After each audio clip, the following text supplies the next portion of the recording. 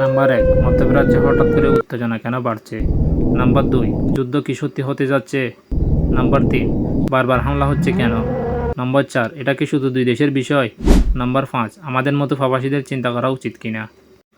মধ্যপ্রাচ্যে এই টানাপোড়েন নতুন না। ইরান আর ইসরায়েলের মধ্যে পুরনো অবিশ্বাস আবার সামনে এসেছে। ছোট ঘটনাও এখন বড় প্রতিক্রিয়া দেখাচ্ছে।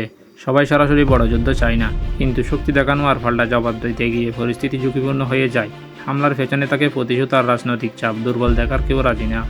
এটা শুধু দুই দেশের বিষয় না, সৌদি আরব, ইউনাইটেড আরব ইমারাত সহ পুরো অঞ্চল হিসাব করে চলছে।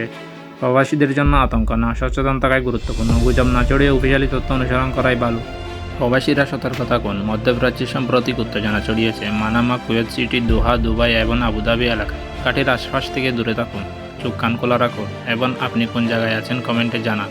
মধ্যপ্রাচ্যে যুদ্ধের খবর পেতে আমাদের ইউটিউব চ্যানেল সাবস্ক্রাইব করুন।